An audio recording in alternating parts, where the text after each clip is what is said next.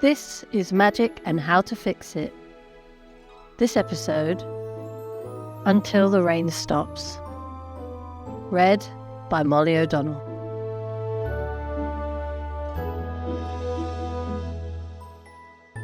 The rain clouds formed in the sky so quickly it seemed to go from day to night in an instant.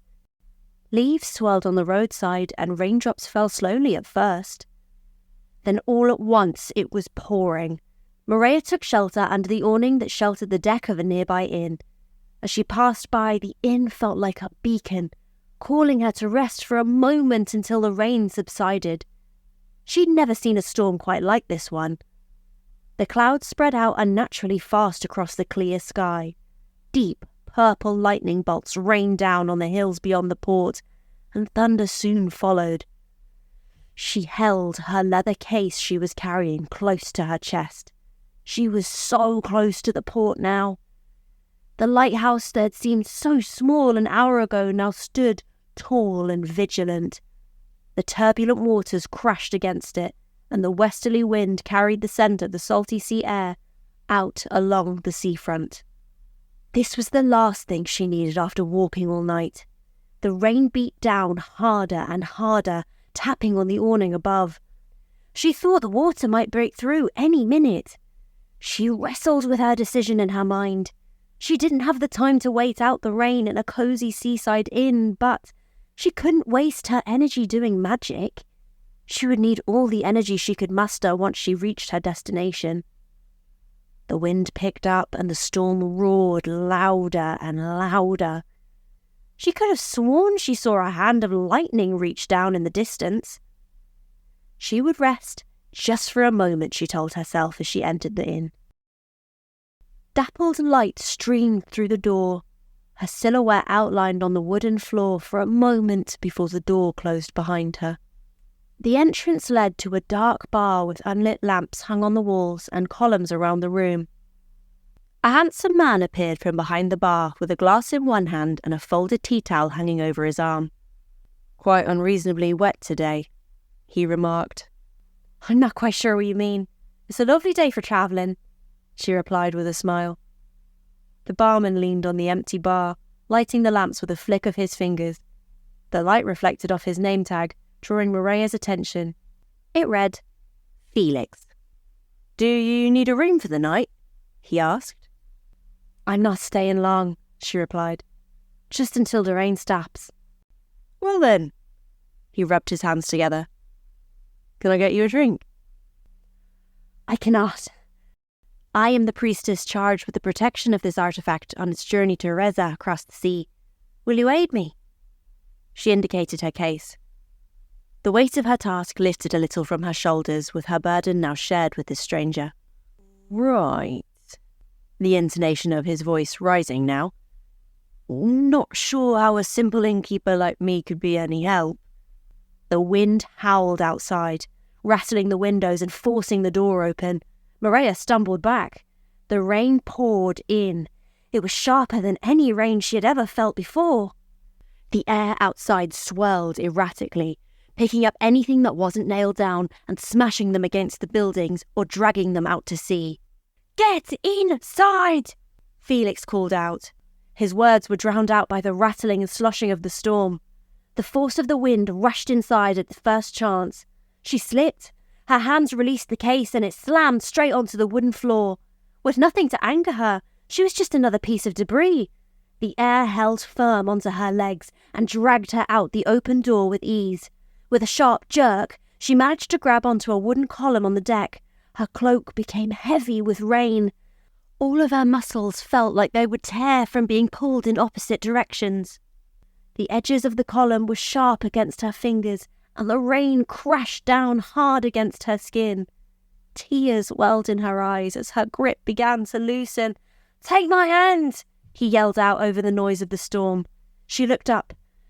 Felix anchored himself to the doorframe with one hand and grasped onto her arm with the other. She loosened one hand from the column and held his arm. She used the last of her strength to pull herself inside, and together they barreled in. He launched up and locked the door. The wind howled cries of defeat through the gaps in the doorway. Her heart was pounding as she lay in a puddle on the floor. Felix reached out a helping hand towards Mireia. Panicked, she swiveled her head around. Her tense shoulders relaxed as she spotted her case still intact. She took his hand in her own and stood. Then she turned her attention towards the storm that raged on beyond the window. "I thought I wasn't going to make it," she said, filling the silence between them. "Would you happen to know which ship would be the fastest from here to the port of Aretia?" Yeah, Captain Hal Estes' Blue Bolt is the fastest carrier ship around. He runs a smaller ship with less cargo, but he travels a full shipping route in under a calendar month. How long until the eclipse? "Tomorrow afternoon," she replied. "You won't make it in time. Aretia is at least a day out by sea, and then Reza is another day by wagon." No. I have to make it before the darkness falls. I must be there on time." She fell to her knees and uttered a prayer, not expecting any answers from her patron, but it comforted her to say the words. It reminded her of who she is and what she lives for. Even in her struggles, she can continue on, if not for herself, then for her God. And if not for her God, then for all of those whose lives depend on this ritual. A gentle hand rested on her shoulder. "Every year it feels as if the gods are more determined for us to fail," she said, exasperated. He nodded in understanding. She missed this ritual. If she was even a minute too late, then Asteria would be plunged into darkness for the next 12 years at least. The last time this happened, there was a famine, plague, and a war across the land. She tried not to think about it. If only there was a way she could travel through the storm. She looked at him, and his face seemed conflicted. "Do you know of a way?" "Can I trust you?" "On the realms. I might have a way, but She cut him off. "Whatever it is, I'll do it." "I'm not sure about this. I shouldn't have said." He turned away from her hopeful gaze. "Please, I promise you can trust me. If you have a way, I need to at least try," she pleaded. He led her to a corner of the room with a small leather couch and a wooden coffee table by the fireplace. He pulled on the leftmost candlestick and the wooden floor sprang open, revealing a staircase. Her mouth must have been agape because he said, "Cool, huh?" There was no sign of the trapdoor other than the fact that it was wide open in front of her eyes. Every respectable pub has a wine cellar. Surely there's nothing strange about this place, she reassured herself. The stone staircase led to a cramped room with crates stacked up high. The crates were not in the best of condition, but were sealed well enough that she couldn't tell what was contained within. There was enough space in the room for 3 people to stand comfortably around a raised stone platform with runic symbols carved on top. It looked similar to a portal stone that one might keep on a desk to teleport letters and other small items. But those could comfortably fit in your hand. This was big enough for a person to stand on. It's highly experimental. I can't say too much, but the portal is connected to a town not too far from Reza. This is a portal stone.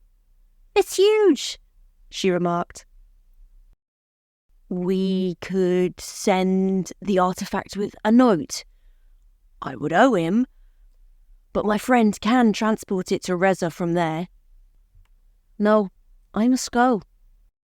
You don't have to worry. My friend's a little strange, but he's trustworthy. No, I mean, I must be at the ritual. I've been preparing for this for years. This isn't something that you can read on a note and do. All 12 priests must convene and complete the ritual. There's no practice round. It must be done right the first time, she insisted. Then we should find another way. Maybe we could find someone to fly you. I know a girl who keeps some interesting animals. She might have a griffin or something. Can you port me? It's never been done before. But she can do it.